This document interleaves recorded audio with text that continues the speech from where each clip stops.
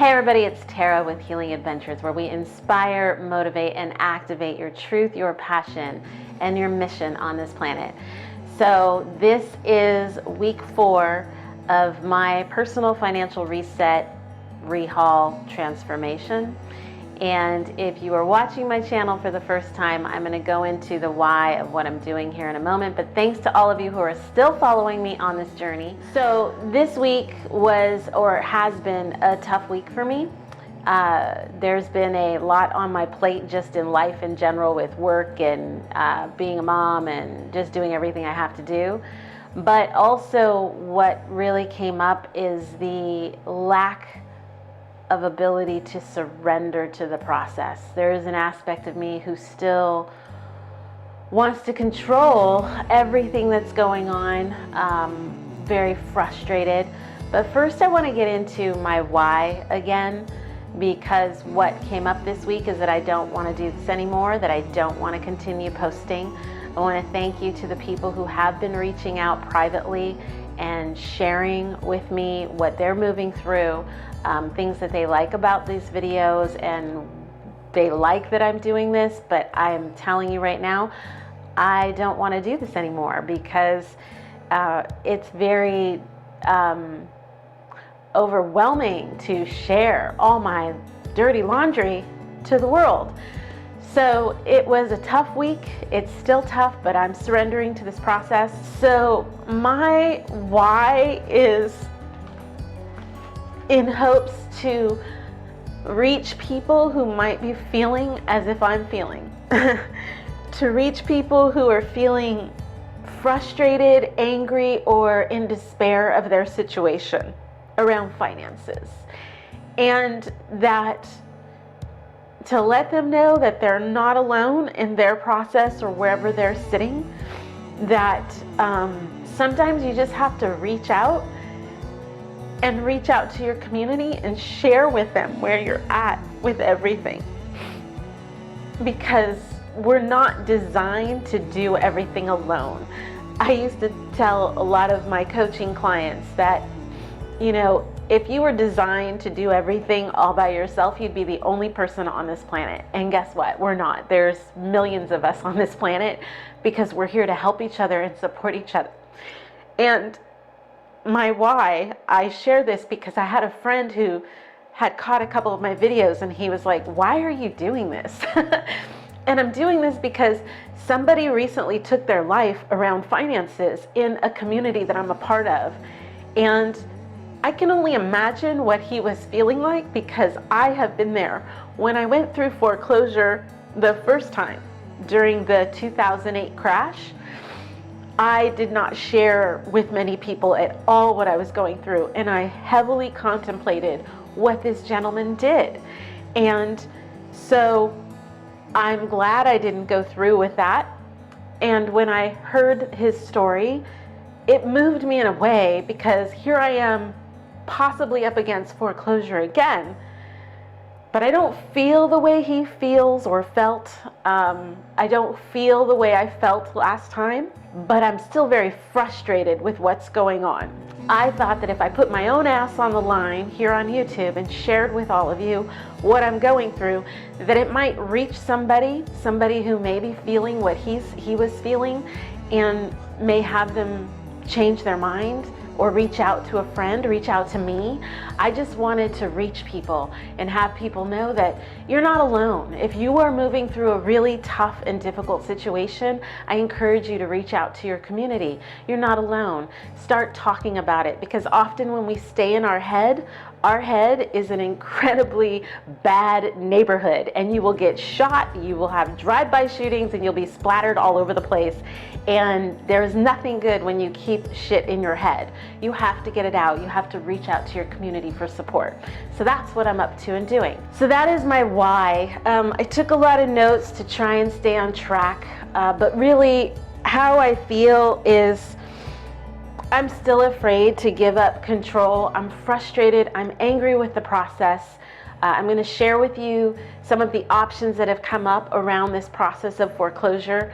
The biggest piece that frustrates me is that over 8 months ago, 8, 9, 10 months ago, I got a job to hopefully help supplement what I was up to turn around my financial situation, and it just didn't pan out the way I wanted it to. So I left that company for a good reason, and I'm now with another very reputable, amazing company. I have a very awesome manager. I love the product that I sell, and I think there's this part of me that I've only been with the company, I think, not even 2 months yet, and I have it in my head that everything needs to turn around financially right now. And so that's not realistic. And so this week has been a bit frustrating because I feel that experience of desperateness in my body, the desperation, and that is because there is a foreclosure date and sale on my house now. There wasn't. They have put one on my house. It was for August 6th, and I'm going to go into the options that came up. So when you go through a loss mitigation process, as long as you continually keep applying for the loss mitigation, they actually cannot sell your home. They have to put a hold on the foreclosure process. So I have been in this loss mitigation process for, oh God, 9 months now. And it's been a long, drawn out process. A part of me feels that God's on my side and purposefully drawing it out so that hopefully my finances can turn around so that I can refinance my house. That is the whole process of loss mitigation. They give you 3 different options on how to finance the house, refinance. You either pay off the portion that you're defaulted on, or actually it's 2. You either pay off what you're defaulted on, then refinance what is left, or you take what you've defaulted on and tack it onto the end and refinance it. So that is what I'm hoping to be able to do. As I shared, I think in last week's episode, I am $30,000 in default. I'm in the middle of that process right now. As a result of me continually reapplying for that, I was on the phone with the bank. The foreclosure date, which was August 6th, is now on hold. So there is no foreclosure date. The entire foreclosure process is on hold. There is an attorney that has been assigned to my case. And so right now my application is what they call decision ready. They have up to 30 days to tell me whether or not they'll approve me for a refinance. At this point, when looking at the numbers, I'm about $1,500 to $2,000 shy of what they'd like to see to approve it. So I'm looking at different options to make that money up. Will that money come with my job? Absolutely, in time once commissions begin rolling in. And that's what's been the very frustrating piece, is I hoped that that would turn around faster, and it just hasn't. So now the other opportunity that came up, there is a company called Home Flex Solutions. They reached out to me. They are a nonprofit organization. They are only for FHA and Fannie Mae loans. They will fight to help with the loss mitigation. The thing is now that we've come down to all of the paperwork and everything that they've had me do, now they're assigning me to an attorney, which I would have to pay fees for. So initially they tell you there's no fees, no fees, no fees, no fees. But then you get to the end and it's like, oh yeah, by the way, when we refer you over to this attorney, we're not the one that are going to charge you any fees, but the attorney will. Oh, but they're going to work with you because it's going to be less than your mortgage, yada, yada, yada. So that showed up this week, and that was frustrating for me.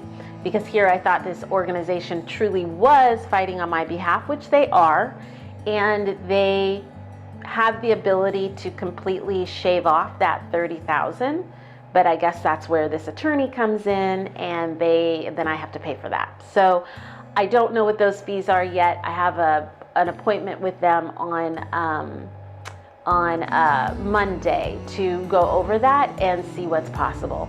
And again, I'm just looking at all of the options. I looked at the option to sell my home, but currently as the market stands, my house there's not enough equity in the house to actually, sell the house. So selling is not an option. Do I want to sell my home? No, I do not. So those are some of the things. The other option is looking at bringing in a roommate, there's a multitude of options that I've been looking at to really say what is going to be the best opportunity.